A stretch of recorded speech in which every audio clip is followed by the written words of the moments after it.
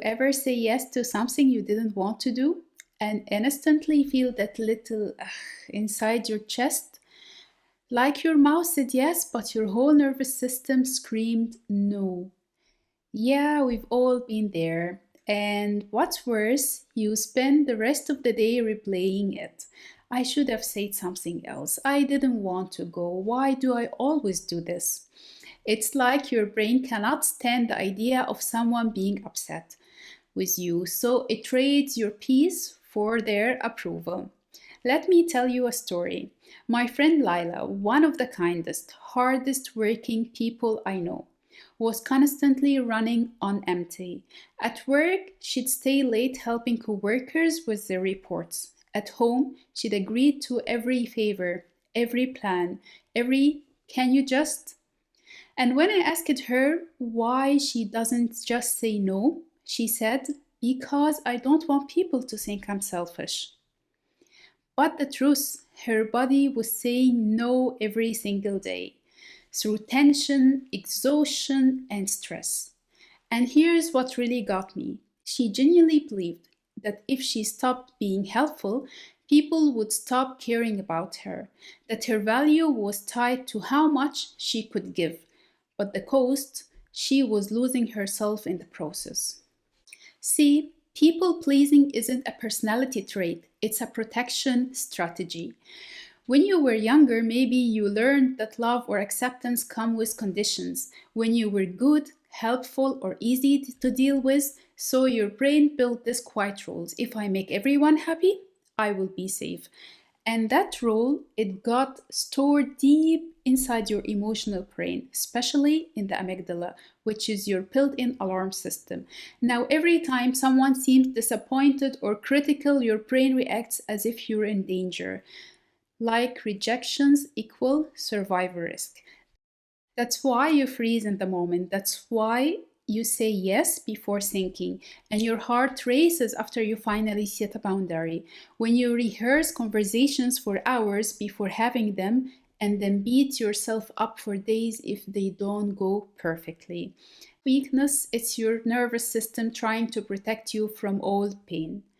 But here's the thing your brain doesn't realize yet. You're not that powerless kid anymore. You're an adult with choices. You can handle disappointments and you can still be kind without betraying yourself. The problem is your brain is still running on outdated software. It's using a protection system that was built years ago, maybe decades ago, when you actually didn't need to please people to stay safe or feel loved. But that version of reality, it doesn't exist anymore. And until you update that software, you'll keep sacrificing what you want for what you think others expect. So how do you start breaking this pattern? Let me give you 3 brain-friendly tools that actually work. Tool number 1, the pause and scan. Before saying yes, pause for just 2 seconds and do a quick internal scan. Ask yourself, what do I feel in my body right now? Tight chest, stomach twist, shoulders tensing up? That's your body saying no. If I feel warmth, ease, a sense of openness, that's your yes. Your body tells the truth long before your words do. The reason this works is because your nervous system processes information faster than your thinking brain. By the time you're analyzing whether you should say yes, your body already knows the answer. You just have to learn to listen to it. Tool number 2, the soft no. You don't have to swing from yes to everything to no to everyone. That's a miss. Start small. Say, I'd love to help, but I'm at capacity right now. Or I can't today, but maybe later this week. You're not rejecting that person. You're respecting your energy. And here's something most people don't realize. A clear, honest no is actually more respectful than resentful yes, because when you say yes and then do it heartily or with frustration, people feel that they sense it. A boundary isn't a wall, it's a door, and you get to decide when it opens. Tool number 3, the reality check. When guilt shows up, and it will, ask yourself, what story is my brain telling me right now? Usually it's something like, they'd be mad, they'll think I'm rude, they won't like me anymore. But how many times has that actually happened?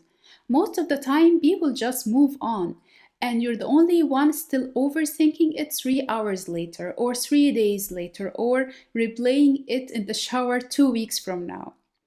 Your brain's threat system doesn't update itself automatically. You have to teach it the new evidence.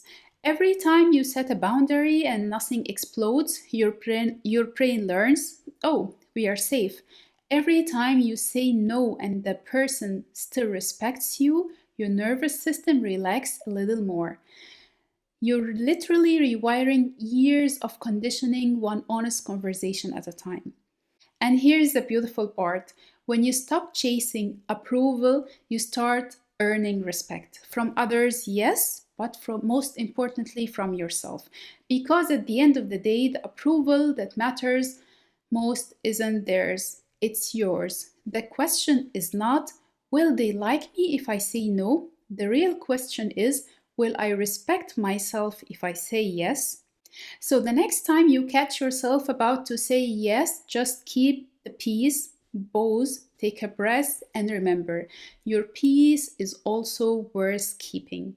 If this video made you feel seen, hit that like button and share it with someone who needs to hear it. And if you're ready to rewire your brain for calm confidence, subscribe, because we're just getting started.